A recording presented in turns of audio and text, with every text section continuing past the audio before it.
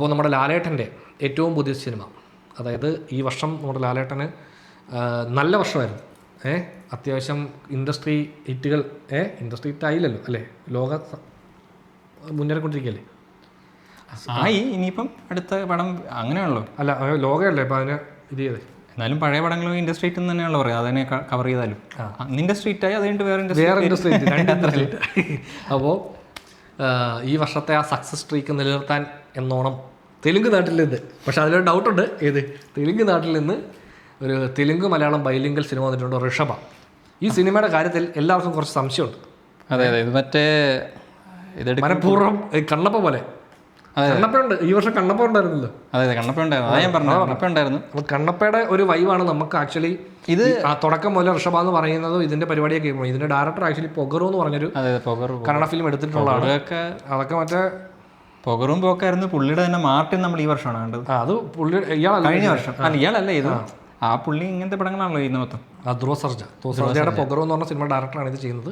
So നമുക്ക് ഇതിന്റെ teaser ഒന്ന് കണ്ടു നോക്കാം. കണക്ട്.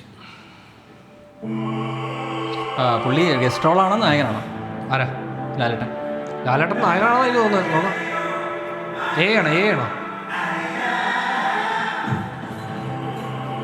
അല്ലേ ഇത്? ജനറേറ്ററാണോ? ആവാനുള്ള സാധ്യതയുണ്ട്. പക്ഷെ സെറ്റൊക്കെ തീയൊക്കെ ഇത് ഒറിജിനൽ തീയാണ്. നേരത്തെ കണ്ട കുറച്ച്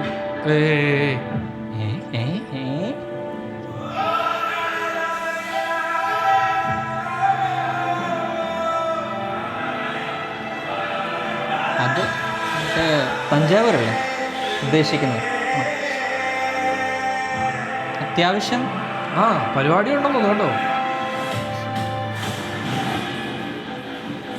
ബ്ലഡ് മസ്റ്റ് ആൻസർ.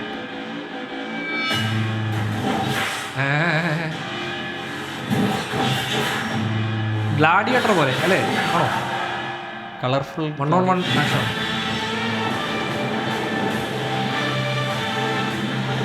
കോസ്റ്റ്യൂം കുറച്ച് റീബോൺ ലവ് സോ സ്ട്രോങ് ഇതൊക്കെ എഴുതിയിട്ടുണ്ടല്ലേ?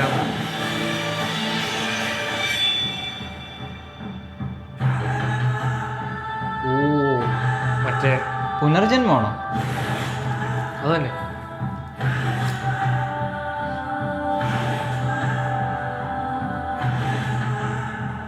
കുറേ പ്രൊഡ്യൂസേഴ്സ് ഉണ്ടല്ലോ അല്ലേ? പ്രൊഡ്യൂസർ എത്ര പേരാണ്?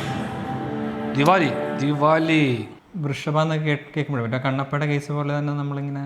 അതെ, ഞാനും വിചാരിച്ചത് പുള്ളി ചിലപ്പം കുറച്ച് എക്സ്റ്റെൻഡ് ക്യാമിയോ അല്ലെങ്കിൽ ഒരു മേജർ ക്യാരക്ടറാണ്. ഇതിപ്പം മെയിൻ ക്യാരക്ടർ പുള്ളിയാണെന്ന് തോന്നുന്നു. ടീസറിൽ അങ്ങനെ ഇറക്കുന്നതാണോ അത് പുള്ളി തന്നെയാണോ? ടീസറിൽ ഋഷഭ മോഹൻലാൽ സ്കിങ് എന്നാണ് വെച്ചിരിക്കുന്നത്. ഓക്കെ. ഇനിയിപ്പോൾ മറ്റേ വേറൊരു ക്യാരക്ടർ, ഒരു പയ്യനെ പുള്ളി മെയിനായിട്ട് ലാലേട്ടൻ്റെ ഒരു എക്സ്റ്റെൻഡഡ് ബാക്ക് സ്റ്റോറിയുടെ ഭാഗമാണോ ഇതെങ്കിലും? പുള്ളി മെയിൻ റോള്, ലാലേട്ടനാണ് നായകൻ എന്ന് എനിക്ക് തോന്നുന്നു. ആണോ?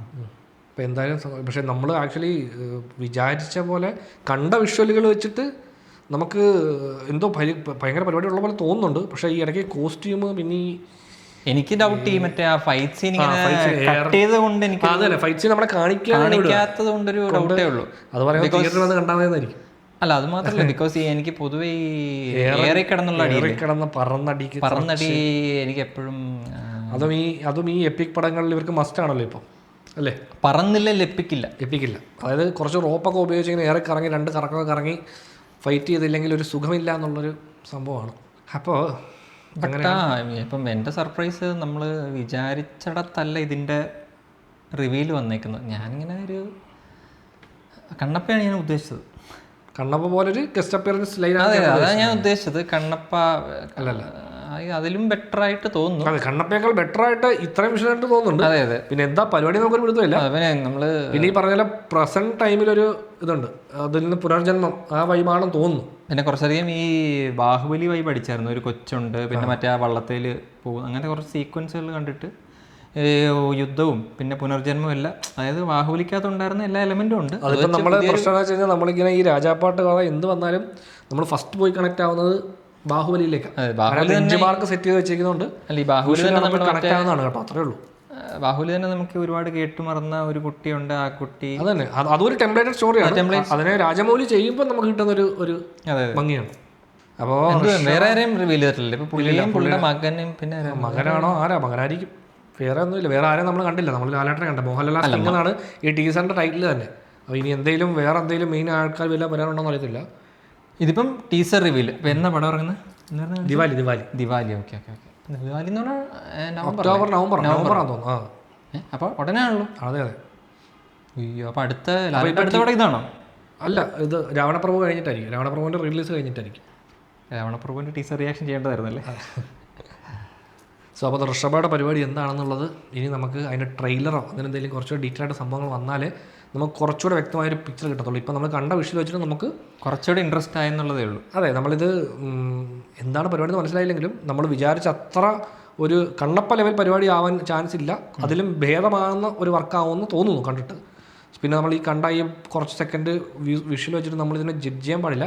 ഈ കണ്ണപ്പയുടെ ടീസർ കണ്ടപ്പോഴും ഞങ്ങൾ ജഡ്ജ് ചെയ്തിരുന്നു. അതിൽ നിന്ന് ഒരു മാറ്റം ഉണ്ടാകാത്തൊരു പടമായിരുന്നു കണ്ണപ്പ. അപ്പോൾ ഇതിൽ നമ്മൾ അങ്ങനെ പറയുന്നില്ല. കാര്യം നമുക്കിത് കണ്ടിട്ട് നമ്മൾ എക്സ്പെക്റ്റ് ചെയ്തതിനേക്കാൾ ബെറ്റർ കുറച്ച് വിഷ്വൽ നമ്മൾ കണ്ടു. അതുകൊണ്ട് പിന്നെ ഈ പറഞ്ഞ പോലെ ഏട്ടൻ്റെ ഈ പറഞ്ഞ ഫൈറ്റ് സീക്വൻസും ഈ കോസ്റ്റ്യൂമും പരിപാടിയൊക്കെയാണ് കാണുമ്പോൾ നമുക്ക് കുറച്ച് ഓഫായിട്ടുള്ളത്. ബാക്കി എന്താണെന്ന് വെച്ചാൽ പടത്തിൻ്റെ ഒരു ട്രെയിലർ വന്നാൽ നമുക്ക് കുറച്ചുകൂടി വ്യക്തമായ പിക്ചർ കിട്ടും അല്ലേ, എന്താണ് ഈ പരിപാടി കൊണ്ട് ഉദ്ദേശിക്കുന്നുള്ളൊരു ഐഡിയ കിട്ടും. സോ അതിൻ്റെ ട്രെയിലർ വേട്ടെ അല്ലേ.